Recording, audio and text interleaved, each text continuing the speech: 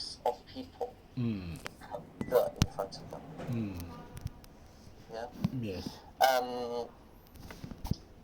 Has taken the regulatory functions. Has taken. What do you mean has taken?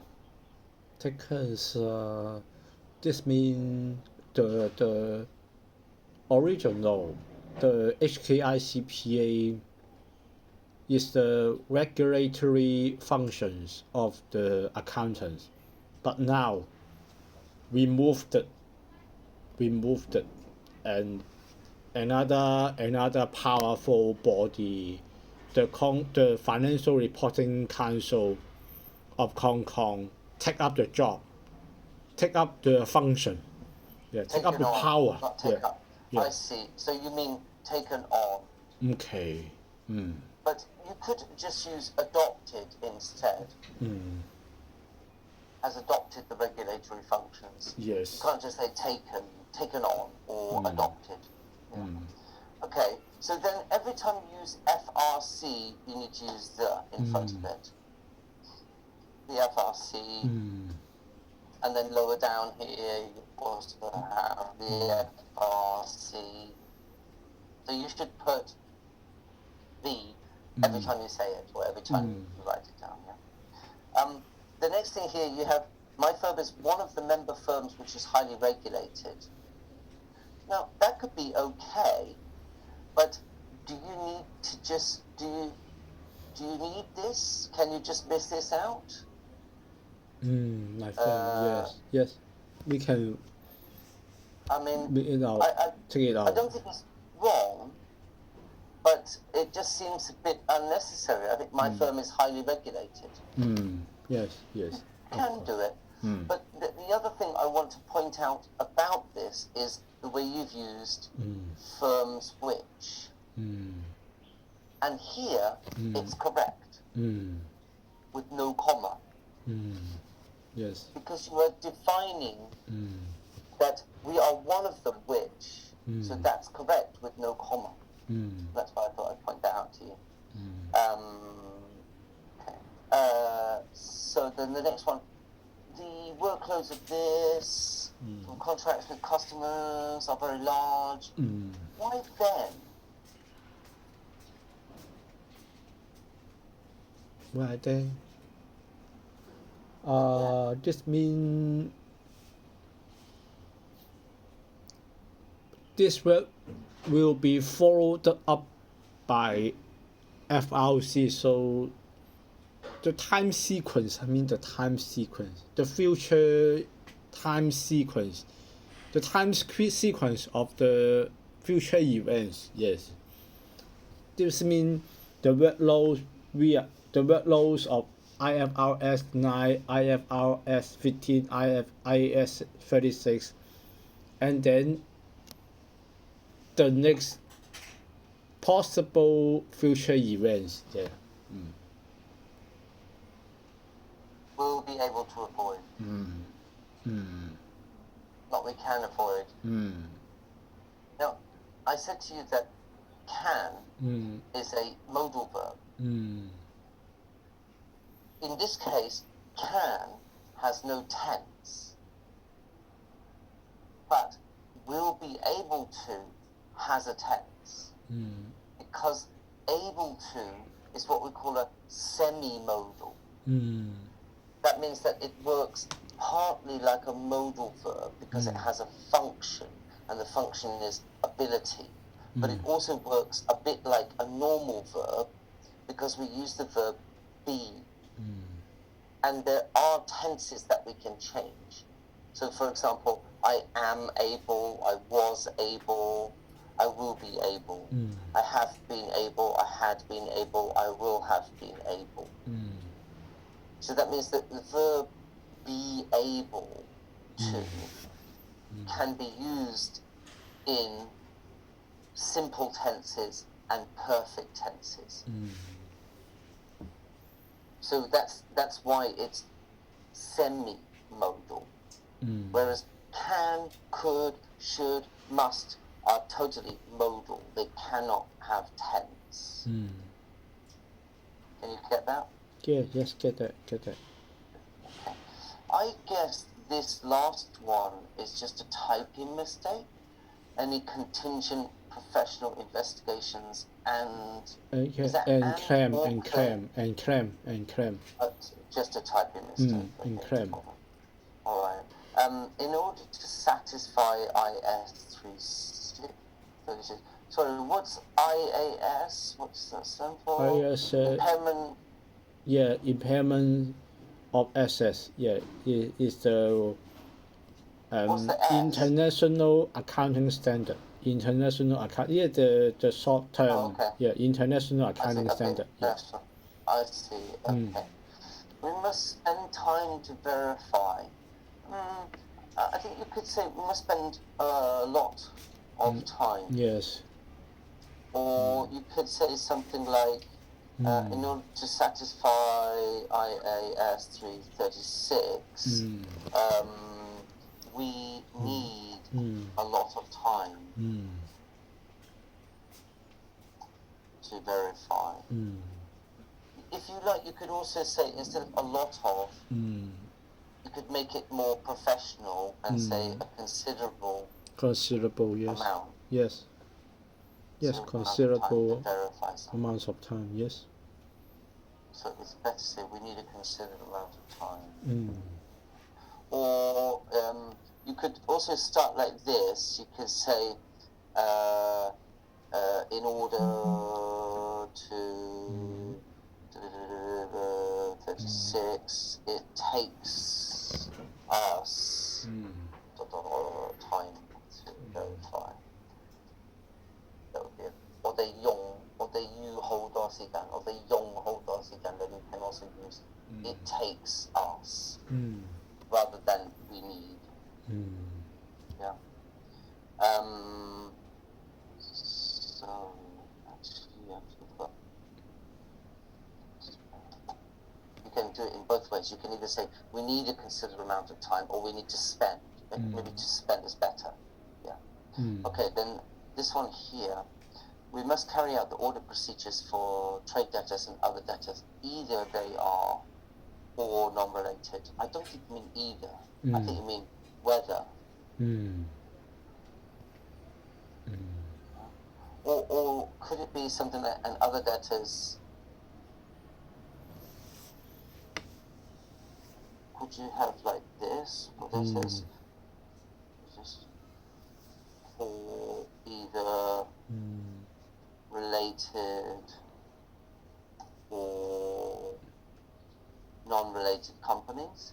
Yes, yes, of course. Or you could use for both. And is it one or the other, or is it both? Both. So probably both is better than using either. Yes, of course, both related or non-related. Yeah, both makes sense. If you use both, then we don't use or. We use and. If you use either, then you use or. Yes. But both and then and. Okay. Makes sense. The next one you've got is we must access ... and impairment loss provisions as same as. And I've noticed that you used this phrase before, as same as. There's no such phrase as same as. I'm trying to remember what I said to you before. With possible scope of impairment loss provisions. Maybe you could say just as with no same. Just as with the usual statutory audit work. It works, yeah. Okay, and then, I'm sorry, I meant to look in the dictionary. What is this word? Amortized. Amortized means the assets $10. Not, for example, the computer $10 right now. $10,000. 1 year later, your assess value is become 5,000. 2 years later, it's become 1,000. So amortized. This is the accounting term. Yeah. Yeah. All right. I guess it's right. I guess maybe it's just underlined it because it wants the American spelling. But I approve of your British spelling. My computer. Okay. This one is just a typing mistake here. You put under HKFRS 9, lowercase letter. Oh, okay, no big deal. It's required to assess whether it should be followed by a verb here. But you don't seem to have any verb. Okay. Can you try to think about what that would be in Chinese?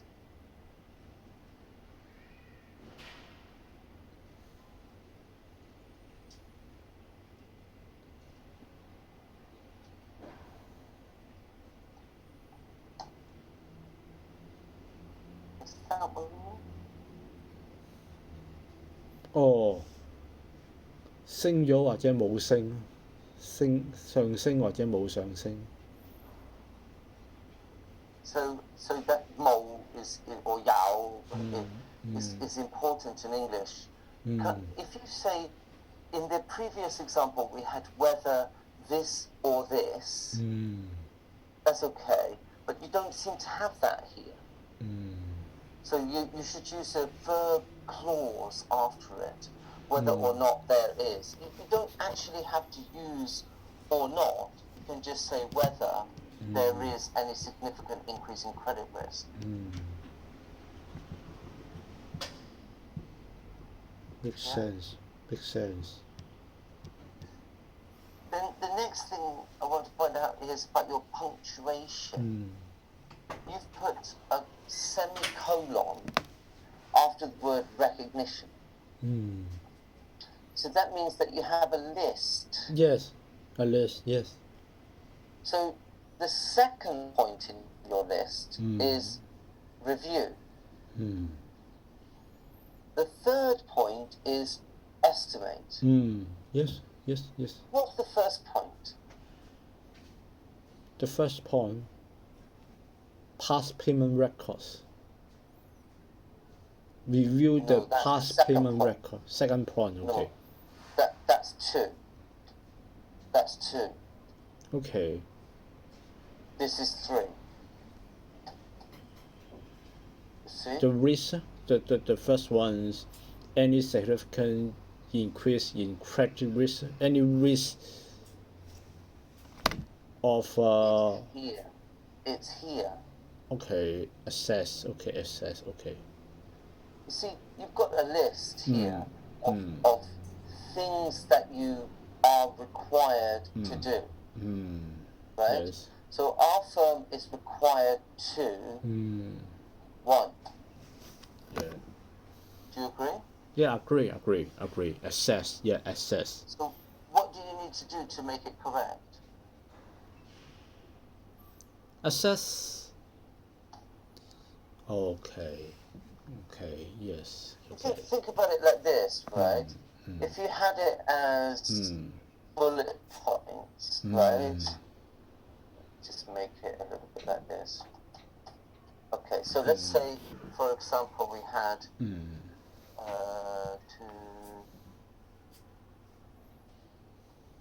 oops, sorry, that's not right. It should be like this. Yeah, 1, 2, 3. Yes.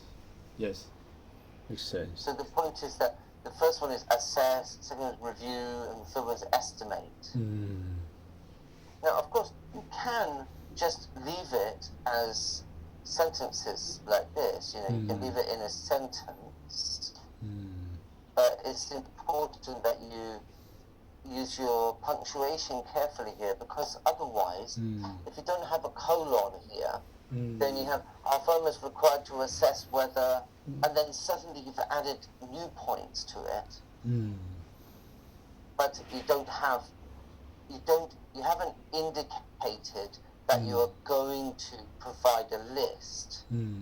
So when the reader gets to the word initial recognition, then there's a colon, but the colon doesn't match to anything from before.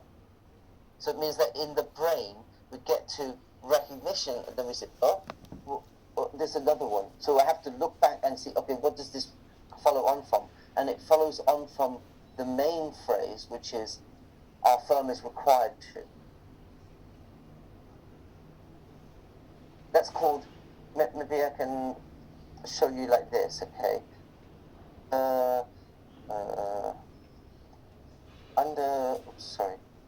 Clumsy here. So under this, okay, under this,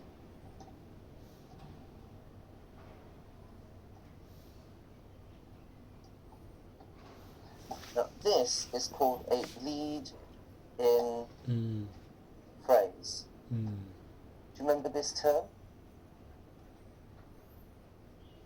Lead-in phrase. Okay. I'll give you some examples of lead-in phrases like this. Okay. So lead-in phrases. Okay. We should consider the following factors. It is important to...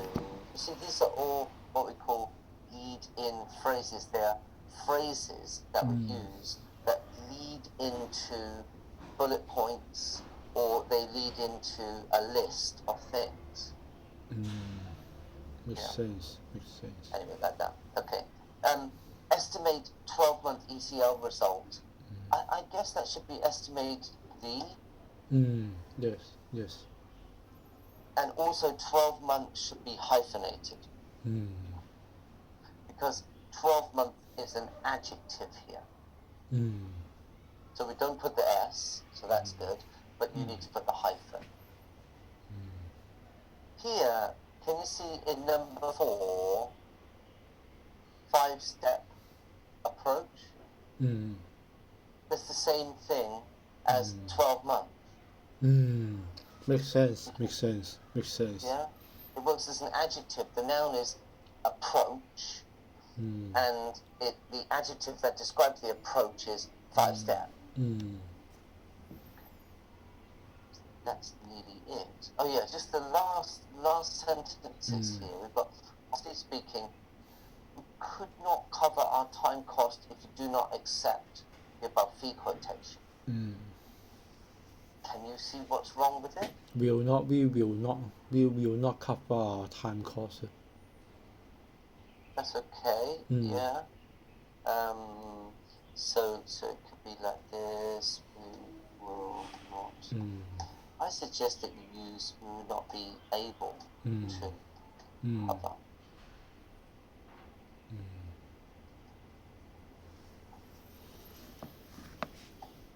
Try to think about the difference. If I say,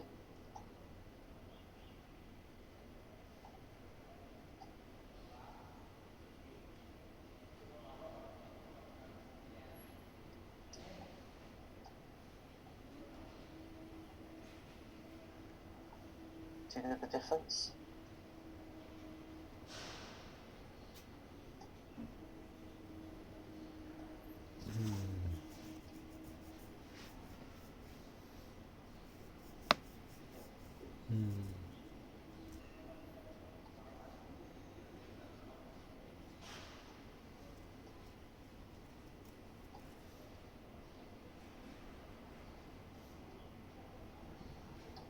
What's the difference between 1 and 2?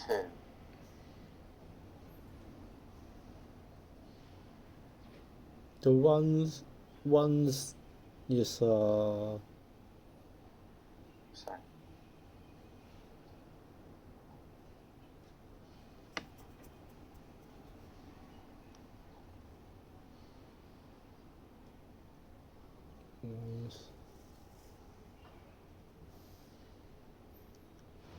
one is possible conditional. Second is impossible. Is it correct? Nearly right. Nearly right.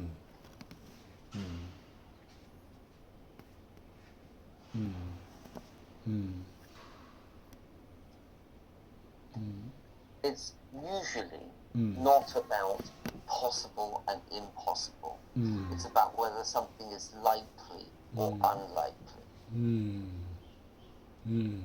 So let's change this a little bit, okay? I'll show you another example. If I say, if I were you, I would buy a house, then that is the same structure, but in this case it's impossible because I cannot be you.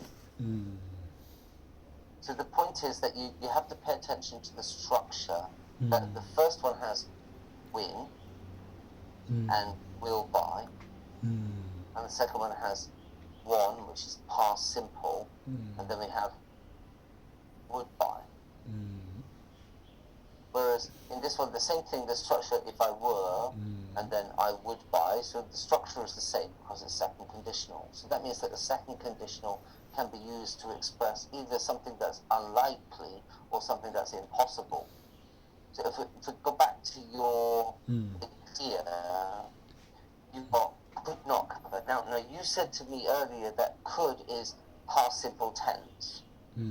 And I told you that there's no tense here. But it is the same sort of thing that you've got the other way round. So instead of if I win Mark 6, I will buy a house, it's I will buy a house if I win Mark 6, which is the same. So it's just the other way round, the two clauses, yeah. So, but you see, you have I will buy if I win.